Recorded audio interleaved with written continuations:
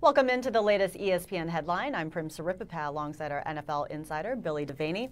Well, what a tough Sunday for the Tennessee Titans as they lost to one of the worst football teams in the NFL, the Jacksonville Jags. And on top of that, they may have lost their starting QB, Jake Locker, for the rest of the season. He suffered a foot injury. Sources say there's a 99% chance that he's gone for the rest of the season. Some are reporting that it's a Liz Frank injury, but we'll keep you up to date with that. But this is a guy earlier in the season, Billy, he injured his right hip, his right knee, and now this. Last year, he had a shoulder injury, kept him out for some time. Is this who he is? He's prone to injuries, or is this because of a lack of support from his supporting cast? No, Prim, I'll tell you, one of the things you like about Jake Locker is his competitiveness and the way he plays a position. He's a heck of an athlete. He's great with the ball in his hands, running around, making plays. You like that part of his game.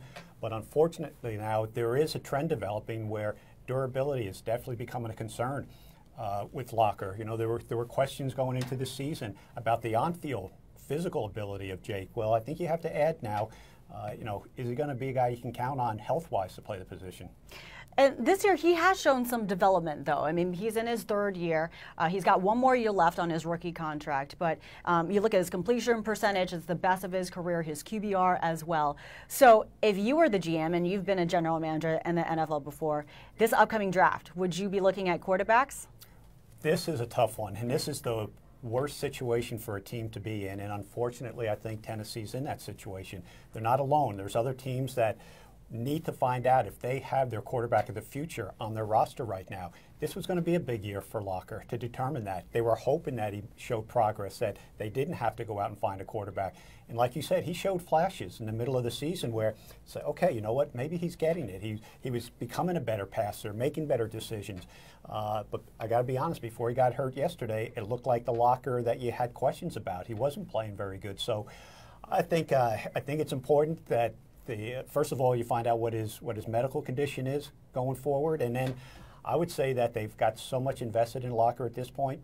They'll go into the season with him as the starter next year, but also with their eye on maybe drafting a quarterback, maybe not in the first or second round, but somewhere in the draft. Just for a little cushion. So in the meantime, they're probably going to rely on the veteran, Ryan Fitzpatrick. I mean, this is a guy that's been in the NFL for 9 years, the former starting QB with the Bills. Smart guy, graduated from Harvard. How much confidence do you have in this guy?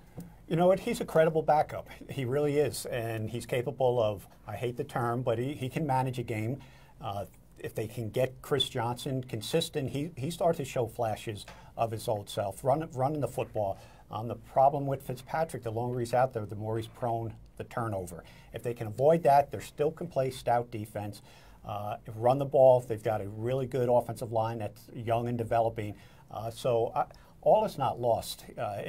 You know, they're still in the midst of a wild card playoff spot right now.